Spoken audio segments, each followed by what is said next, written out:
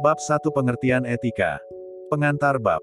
Pada bab ini, mahasiswa akan disajikan pandangan-pandangan umum mengenai pengertian filsafat etika, yang merupakan cikal bakal berkembangnya etika secara lebih spesifik. Dalam bab ini, pengertian etika dikupas lebih banyak dari beberapa ahli yang ikut mewarnai perkembangan konsep etika. Mahasiswa atau pembaca akan dapat memahami lebih dalam mengenai kajian konsep etika dan bagaimana etika itu berkembang pada awalnya. Kata etika berawal dari filsafat Yunani, yang pada awalnya berkembang dimulai dengan filsafat alam, kemudian dilanjutkan dengan filsafat manusia. Pembahasan tentang manusia berkembang dari konteks keberadaannya, dan mulai mempertanyakan bagaimana manusia harus hidup dan agar hidupnya baik filsafat moral. Sebagai bagian dari filsafat, etika bertanya tentang apa yang harus atau tidak boleh dilakukan, tentang apa yang baik dan yang buruk untuk dilakukan oleh seorang manusia. Etika bisnis merupakan etika terapan, yaitu aplikasi pemahaman kita mengenai apa yang baik dan apa yang benar untuk beragam institusi, transaksi, teknologi, aktivitas perilaku dan usaha yang biasa kita sebut bisnis. Mengawali pembahasan etika bisnis, harus dimulai dengan pemahaman kita mengenai kerangka prinsip-prinsip dasar yang berkaitan dengan apa yang disebut baik dan benar, sehingga selanjutnya akan diaplikasikan ke dalam implikasi-implikasi terhadap dunia bisnis. Tujuan umum. Setelah membaca dan mempelajari bab ini, diharapkan mahasiswa dapat memahami dan menjelaskan mengenai konsep dan teori etika sebagai bagian dari filsafat dan mengaitkannya dengan dunia bisnis. Tujuan khusus. Setelah membaca dan mempelajari bab ini, mahasiswa diharapkan mampu menjelaskan pengertian etika sebagai filsafat moral, menyebutkan teori-teori etika dari aspek deontologi, teleologi dan utilitarianisme, menjelaskan mengenai peran dan manfaat etika dalam kehidupan manusia dan terutama dalam dunia bisnis. Materi bab. Etika sebagai filsafat moral. Di dalam Kamus Besar Bahasa Indonesia, KBBI, dituliskan bahwa arti etika ialah ilmu tentang apa yang baik, apa yang buruk dan tentang hak serta kewajiban moral akhlak. Dalam Wikipedia, etika itu berasal dari Yunani kuno, etikos, yang bermakna timbul dari kebiasaan. Secara metodologis tidak setiap hal menilai perbuatan bisa disebut sebagai etika. Etika ialah suatu sikap kritis, metodis, serta sistematis dalam menjalankan refleksi. Oleh karena itulah etika ialah suatu ilmu yang objeknya itu berupa manusia. Berbeda dengan ilmu lainnya yang meneliti tingkah laku manusia, etika juga mempunyai sudut pandang normatif, maksudnya ialah melihat dari sudut baik serta buruknya mengenai perbuatan manusia. Aristoteles pernah menulis sebuah buku yang berjudul Etika Nikomachea, yang ditujukan kepada anaknya yaitu Nikomakus. Pesan yang ingin disampaikan oleh Aristoteles kepada anaknya adalah mengenai bagaimana tata cara pergaulan dan bagaimana bentuk penghargaan antara manusia satu dan yang lainnya dalam berinteraksi. Dalam bukunya tersebut Aristoteles menegaskan pentingnya mengutamakan kepentingan orang banyak daripada hanya sekedar kepentingan pribadi. Sutrisna, 2011:1. Para ahli etika mengajukan 5 ciri yang berguna untuk menentukan hakikat standar moral. Pertama, standar moral berkaitan dengan persoalan yang kita anggap akan merugikan secara serius atau benar-benar akan menguntungkan manusia. Kedua, standar moral ditetapkan atau diubah oleh keputusan dewan otoritatif tertentu. Standar hukum dan legal dibuat oleh otoritas pembuat undang-undang atau keputusan pemilih. Ketiga, standar moral harus lebih diutamakan daripada nilai lain, khususnya kepentingan diri. Keempat, secara umum, standar moral berdasarkan pada pertimbangan yang tidak memihak. Para filsuf menyatakan bahwa standar moral didasarkan pada sudut pandang moral, yaitu sudut pandang yang tidak mengevaluasi standar moral menurut apakah mereka membela kepentingan individu atau kelompok tertentu, namun sudut pandang yang melampaui kepentingan personal menuju pijakan yang lebih universal di mana kepentingan setiap orang dilihat sejajar. Kelima, standar moral diasosiasikan dengan emosi tertentu dan kosakata tertentu. Jika saya bertindak bertentangan dengan standar moral, normalnya saya akan merasa bersalah, malu menyesal, dan saya akan menyebut tingkah laku saya salah, sehingga saya akan merasa kehilangan percaya diri. Arti kata etika sebagai sebuah kebiasaan atau watak dapat dikatakan hampir sama dengan arti kata moral yang berasal dari bahasa Latin yaitu mos, yang dalam bentuk jamak adalah mores, yang juga berarti kebiasaan atau adat bertens, 1997:5. Dalam pengertian lebih lanjut maka lahirlah penyebutan moralitas atau moral. Moralitas adalah sistem nilai yang terkandung dalam petuah, perintah, atau aturan yang diwariskan melalui agama dan kebudayaan tentang bagaimana manusia harus hidup dengan baik, atau tentang kualitas perbuatan yang baik dan buruk. Sutrisna, 2011:3. Sebagaimana dikutip dalam bukunya Rinjin, 2004:2, Ensiklopedia Amerika, 1965, vol. 10:610 menyatakan bahwa etika berasal dari bahasa Yunani yaitu, ethikos and ethos character, refers to the values or rules of conduct held by a group or individual. Masih di dalam bukunya Rinjin, 2004:2, yang mengutip dari Ensiklopedia Britannica, 1965, vol. 8:752, hanya memberikan saru arti dari ethos yaitu karakter. Ethos mempunyai banyak arti tetapi dalam pembahasan buku ini lebih kepada arti bahwa ethos adalah kebiasaan, akhlak atau watak perilaku seseorang dalam kaitannya dalam bisnis. Dalam Kamus Besar Bahasa Indonesia, 1989, yang dimaksud dengan etika adalah ilmu tentang apa yang baik dan apa yang buruk dan tentang hak dan kewajiban moral atau akhlak. Kumpulan asas atau nilai yang berkenaan dengan akhlak. Nilai mengenai benar dan salah yang dianut suatu golongan atau masyarakat. Dalam buku Dasar-Dasar Etika dan Moralitas karya Wiranata, 2005:89, De Vos menyatakan bahwa etika adalah ilmu pengetahuan tentang moral. Sehingga dalam kajian lebih mendalam etika memiliki ciri-ciri sebagai pengetahuan yang dapat diuji dengan menerapkan metode-metode tertentu seperti induksi atau deduksi. De George seperti dikutip dalam Satyanugraha, 2003:5, menyatakan ketika sebagai ilmu pengetahuan, pemahamannya dapat diklasifikasikan dalam 3 pendekatan, yaitu pertama, etika deskriptif yang berkenaan dengan gejala-gejala moral atau tingkah laku manusia dalam arti luas. Etika deskriptif hanya melukiskan dan tidak memberikan penilaian. Suatu norma yang digambarkannya tidak akan dilihat atau diperiksa apakah norma itu benar atau salah. Penggambaran etika deskriptif yang cenderung hanya melukiskan saja, menyebabkan etika lebih dikenal dengan pengetahuan empiris dan bukan filsafat. Pada penerapannya pada saat ini etika deskriptif banyak dijalankan oleh ilmu-ilmu sosial, seperti antropologi, sosiologi, sejarah, dan sebagainya. Sutrisna, 2011:5. Kedua, etika normatif yang terkait dengan sifat hakiki moral manusia. Menurut etika normatif manusia hanya menggunakan norma-norma sebagai panutan, tetapi tidak menanggapi kelayakan ukuran moral. Sah tidaknya norma-norma tidak dipersoalkan, yang diperhatikan hanya keberlakuannya. Etika normatif harus memberikan penilaian tentang perilaku manusia, dan ini membedakan dari etika deskriptif. Etika normatif ini menjadi sesuatu yang sangat penting, diperlukan dan bermakna, sebab disinilah berlangsung diskusi-diskusi yang paling menarik tentang berbagai masalah-masalah moral. Ketiga, metaetika dalam Sutrisna, 2011:5, meta dalam bahasa Latin berarti mempunyai, lebih, melampaui. Metaetika menunjukkan penggambaran tentang ucapan-ucapan moral dan bergerak dalam tataran yang lebih tinggi dari hanya sekedar etis. Tetapi lebih pada tataran filsafat analitis terhadap sejumlah fenomena moral. Etika deskriptif maupun etika normatif sangat membutuhkan metaetika, karena dalam membuat berbagai argumentasi yang rasional dan kritis, diperlukan analisis-analisis mendalam tentang konsep, istilah atau kata yang semuanya mempengaruhi pemahaman manusia tentang suatu masalah. Pemahaman kritis demikian merupakan suatu model telaah yang terdapat dalam metaetika. Teori-teori etika. Sejak awal perkembangan teori etika, terdapat 2 pendekatan dasar yang menjadi alasan moral reasoning, yaitu deontologi dan teleologi. Walau pada penerapannya terjadi banyak benturan-benturan yang terkait kenapa seseorang dalam berperilaku bisa dinilai sebagai sesuatu yang benar atau salah. Terkadang dengan kerangka teori etika yang berbeda akan menghasilkan argumentasi moral yang berbeda dalam menyelesaikan sebuah permasalahan etika.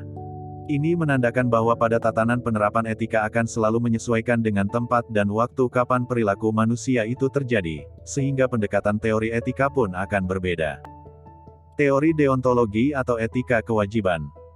Deontologi berasal dari bahasa Yunani, deon yang berarti diharuskan, yang wajib, sesuai dengan prosedur, Magnis, 1975/79-80, Pratley, 1997/173. Dari makna etimologis tersebut, teori deontologi menilai tindakan itu baik atau buruk berdasarkan aturan-aturan, prosedur atau kewajiban. Sehingga, sebuah tindakan dikatakan baik jika tindakan tersebut sesuai dengan ketentuan aturan-aturan, prosedur dan kewajiban. Teori etika deontologi menitikberatkan pada aspek kewajiban seorang manusia yang berperilaku baik, tidak menentang aturan dan tidak melanggar prosedur yang telah ada. Pada teori deontologi menekankan pada proses sebuah perilaku, terlepas dari tujuan dan akibat yang akan ditimbulkan dari perilaku tersebut. Sebagaimana dinyatakan Immanuel Kant tahun 1734 sampai tahun 1804 dalam bukunya Sutrisna, 2011/26 bahwa kemauan baik harus dinilai baik pada dirinya sendiri terlepas dari apapun juga. Sehingga dalam menilai seluruh tindakan, kemauan baik harus selalu dinilai paling pertama dan menjadi kondisi dari segalanya. Masih dalam bukunya Sutrisna, 2011/26 ada 3 prinsip yang harus dipenuhi dalam menerapkan teori deontologi, yaitu, pertama, supaya suatu tindakan punya nilai moral, maka tindakan itu harus dijalankan berdasarkan aturan, prosedur atau kewajiban. Kedua, nilai moral dari suatu tindakan tidak ditentukan oleh tujuan atau hasil yang dicapai, melainkan tergantung pada kemauan baik yang mendorong seseorang untuk melakukan tindakan itu. Dengan kata lain, walaupun tujuannya tidak tercapai, suatu tindakan sudah dinilai baik apabila sudah dilaksanakan dengan niat baik dan sesuai prosedur. Dan ketiga, sebagai konsekuensi dari 2 prinsip itu, kewajiban adalah hal yang penting dari tindakan yang dilakukan berdasarkan sikap hormat pada hukum moral universal. Dalam teori deontologi juga diperhatikan mengenai hak manusia, karena kalau membicarakan kewajiban selalu terkait dengan adanya hak. Kewajiban bagi seseorang adalah merupakan hak bagi orang lain.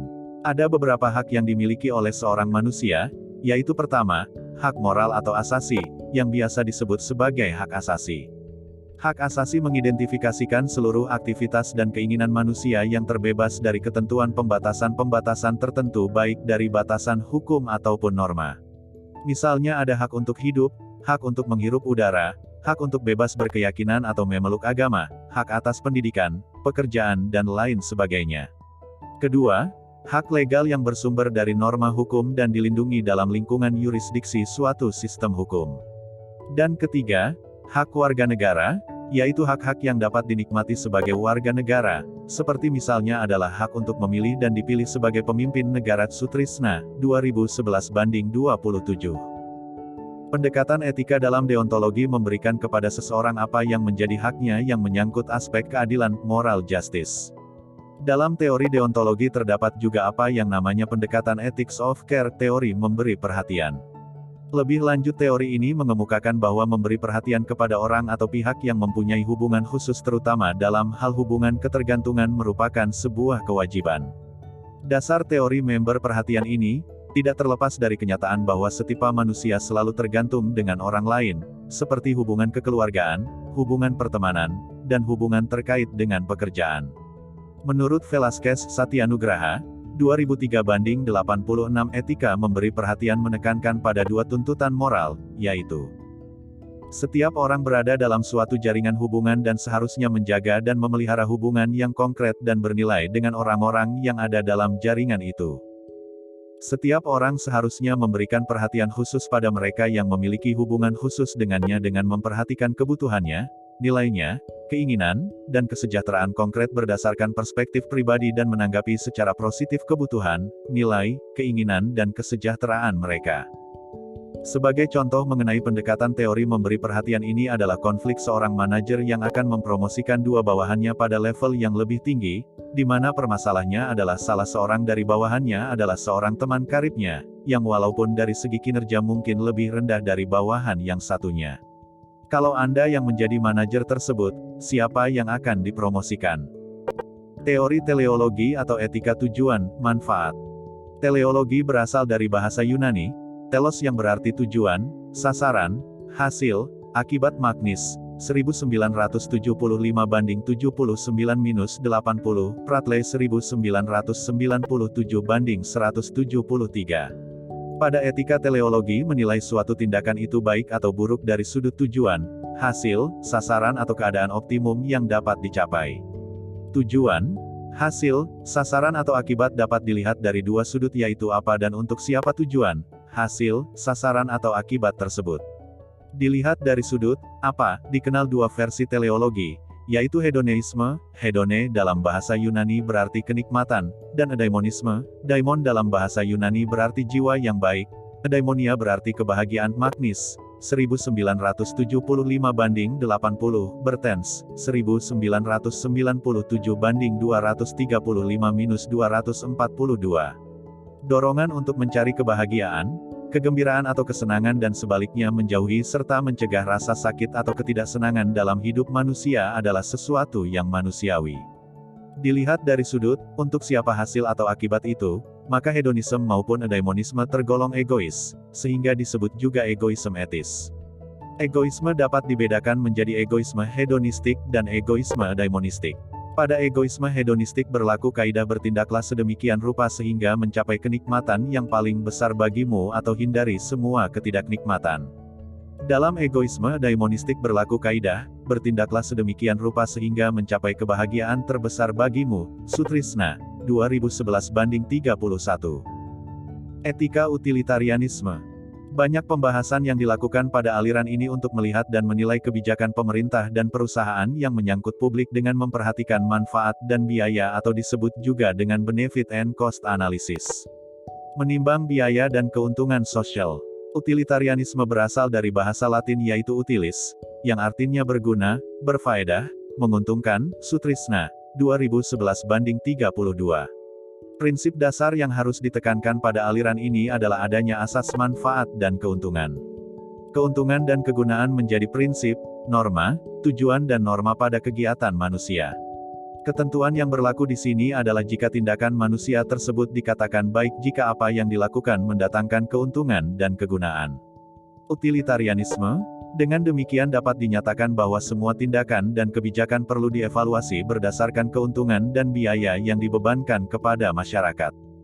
Dengan kata lain, pada prinsipnya utilitarianisme menggunakan pendekatan konsekuensialis, karena mengedepankan prinsip adanya konsekuensi atas tindakan yang dilakukan. Hal ini dapat dibuktikan dengan semakin banyaknya perusahaan multinasional yang memindahkan pabriknya dari Amerika dan Eropa ke daerah Asia khususnya China, karena dari biaya operasional lebih rendah sehingga akan lebih menguntungkan.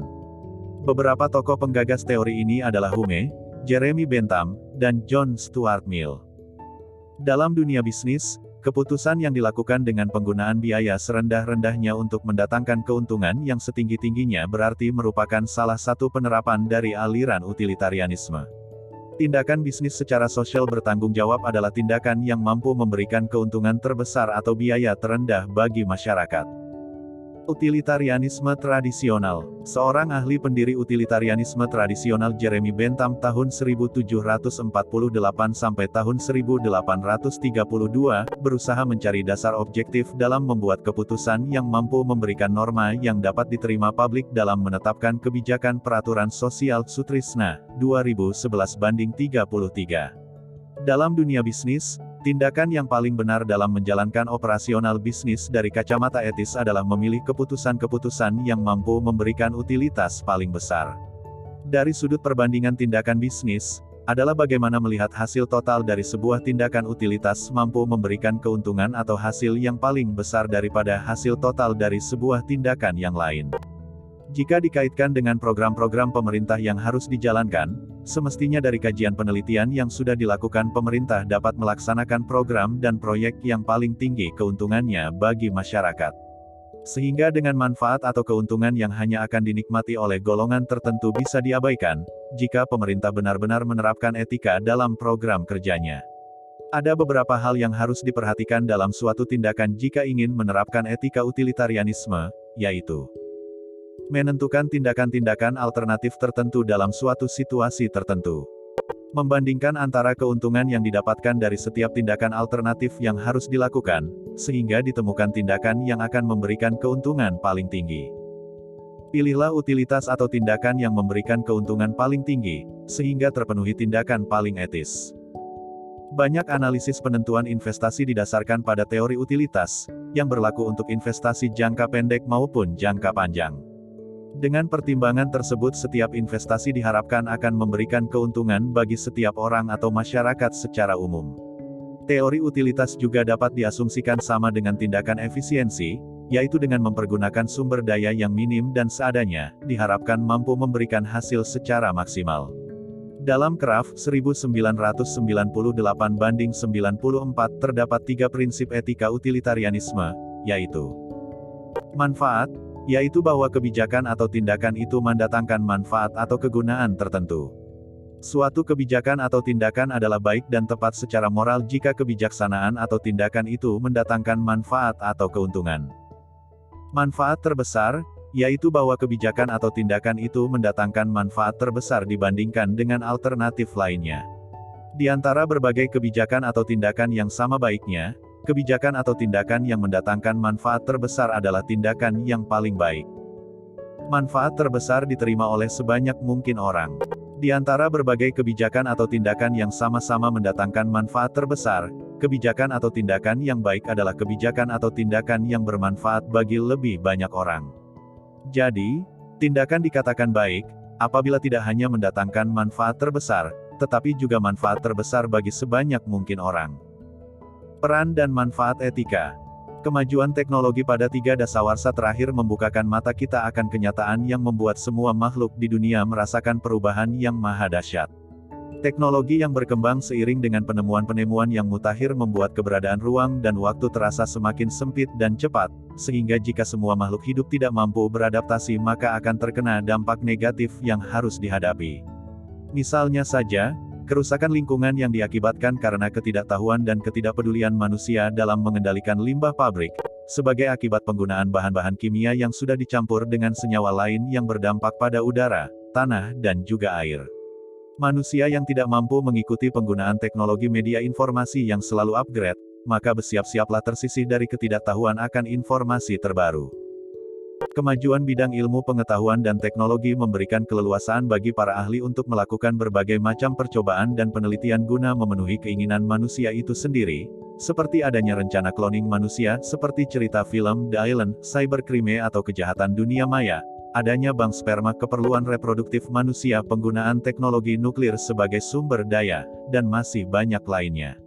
Pada dunia bisnis muncul rekayasa-rekayasa yang menyesatkan proses bisnis itu sendiri, seperti internal trading, kolusi antara pemegang saham dan CEO, Chief Executive Officer, serta cerita bagaimana runtuhnya perusahaan besar di Amerika tahun 2001 seperti Enron Corp, WorldCom Inc., Global Crossing, Xerox Corp, dan yang lainnya.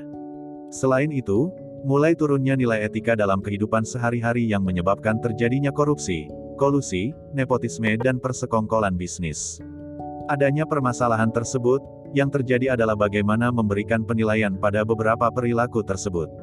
Kesulitan dalam menilai apakah suatu tindakan itu benar atau salah secara moral, mengakibatkan terjadinya krisis multidimensional yaitu krisis moral. Menurut Sutrisna, 2011-15 ada beberapa alasan kenapa diperlukan nilai etika dalam menilai perilaku guna menciptakan keadilan, keamanan, dan kesejahteraan umat manusia, yaitu norma hukum tidak mencakup semua aktivitas manusia, khususnya yang merupakan wilayah abu-abu.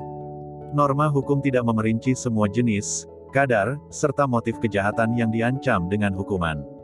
Misalnya, perbedaan bagi pencuri ayam kampung dengan pencuri uang negara koruptor, kenapa ada perbedaan perlakuan dalam proses persidangan dan hukuman, kemudian mengapa seorang pejabat yang sudah jelas-jelas melakukan pelanggaran dan dijatuhi hukuman penjara, masih saja diberi kemudahan dalam menjalani hukumannya. Dan begitu juga, ketika ada anggota kerabat pejabat yang sedang menjabat, ketika diketahui melakukan pelanggaran hukum, masih saja ditutup-tutupi pelanggarannya dengan alasan demi nama baik pejabat tersebut, dan masih banyak lagi contoh lainnya. Norma hukum cepat ketinggalan zaman karena perubahan yang terjadi dalam masyarakat, sehingga senantiasa terdapat celah-celah hukum yang bisa dimanfaatkan oleh pihak yang suka bermain curang.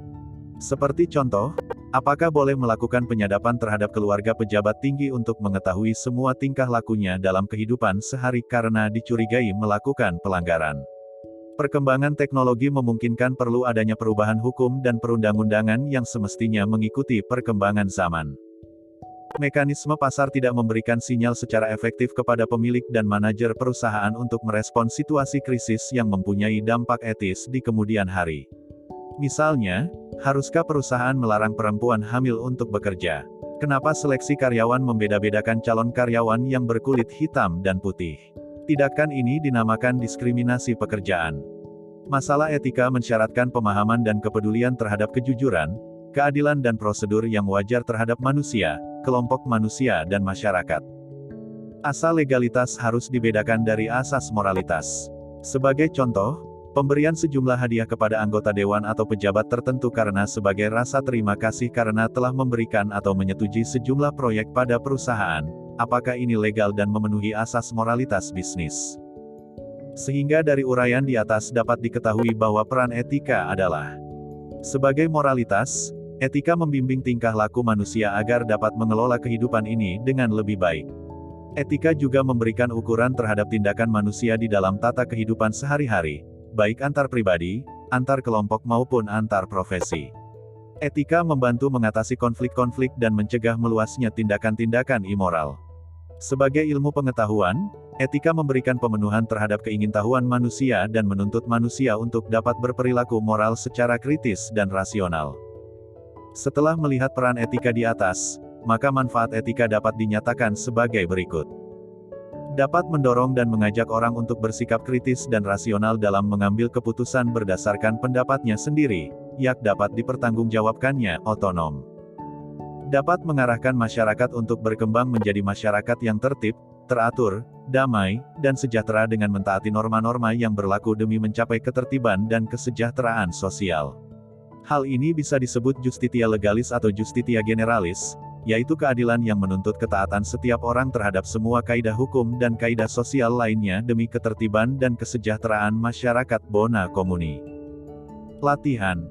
Jelaskan pengertian etika, moral dan moralitas. Mengapa etika dikatakan sebagai ilmu yang kritis dan rasional?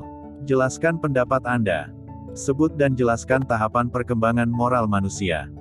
Berikan beberapa contoh tindakan yang dilakukan secara otonom dan heteronom. Sebut dan jelaskan peran dan manfaat etika. Rangkuman.